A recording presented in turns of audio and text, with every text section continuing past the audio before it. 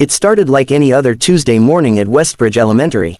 The sun was just beginning to filter through the trees lining the school parking lot, glinting off car windows and backpack zippers. Parents strolled hand in hand with children, exchanging sleepy smiles. Laughter floated through the air like music. But no one paid much attention to the elderly man who slowly walked up the front steps, a faded baseball cap pulled low over his forehead, clutching a worn duffel bag in his gnarled hand. He looked harmless, just someone's grandpa, probably picking up a forgotten lunchbox. Until Shadow barked. Shadow was a sleek black German shepherd trained in explosives and narcotics detection.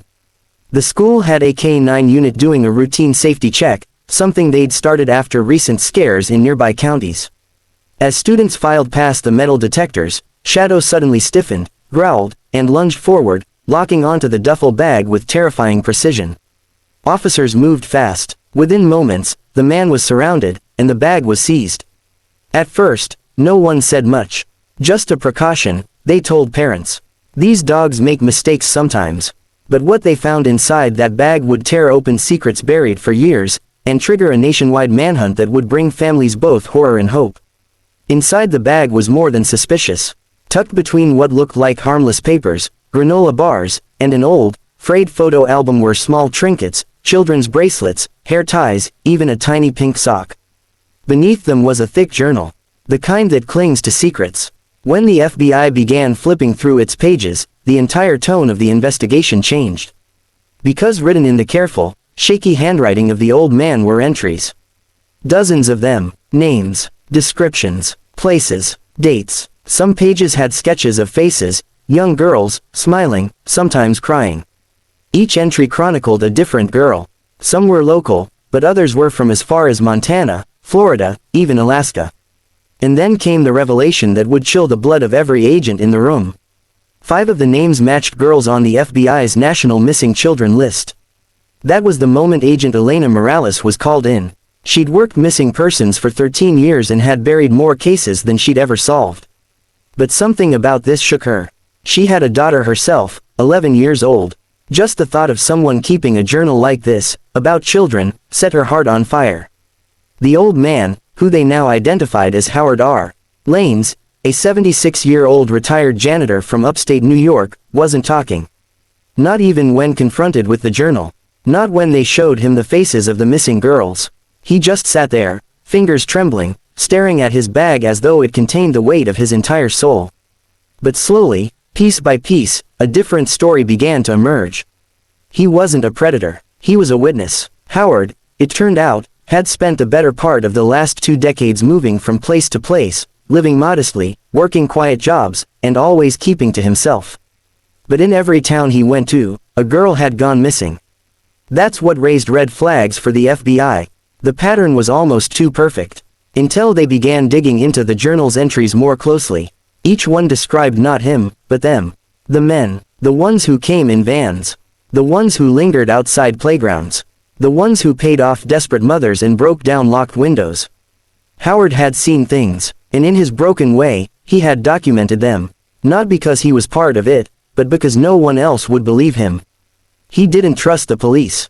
He didn't trust the system. So he wrote, and he collected, and he mourned from afar. It was the loss of his granddaughter that had started it all. 30 years ago, she disappeared. No trace, no suspects, no resolution. Her photo was never on the news. And Howard never forgave himself. He had been watching her that day. Just stepped into the kitchen to heat up her bottle. When he returned, she was gone. The grief had become his compass. And he'd spent every year since trying to make sense of what he saw in the shadows. When the truth finally broke, it sparked an avalanche. The FBI used his journal to reopen cold cases across the country. With his help, they matched timelines, vehicles, and names. One of the entries led to a remote property in Arizona, where they found 3 missing girls, alive, held by a man whose name had never made a suspect list. Another tip led to a closed motel in Ohio. In a padlocked basement, they found photo evidence from over a dozen kidnappings. That alone led to 5 arrests. The man they had nearly tackled in a school hallway was now helping save lives. But it wasn't easy. Howard's own mind was slipping. Some days, he couldn't remember the year. Other times, he'd confuse agents for people from his past. But whenever he opened that journal, something clicked. A strange clarity returned, and with tears in his eyes, he would whisper, "I remember her. She was wearing butterflies, pink butterflies," and Elena Morales would write it down. The hardest challenge, however, came when they found a journal entry with her daughter's name in it. Kayla M. Morales, age 5, brown curls, last seen, Boulder Creek Park, April 2019.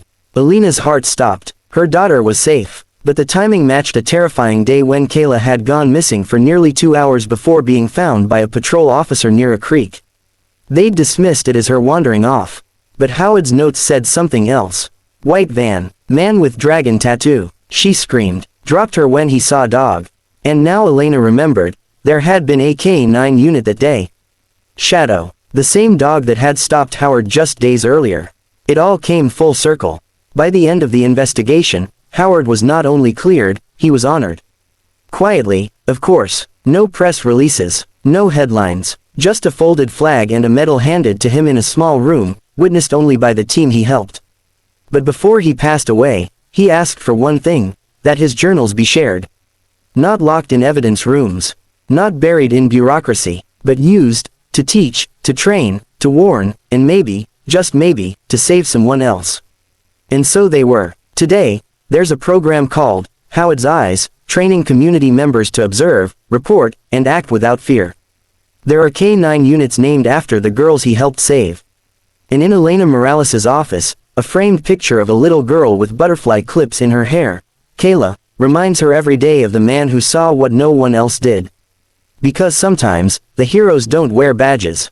Sometimes, they wear old caps, carry worn bags, and walk into schools not to hurt, but to finally be heard.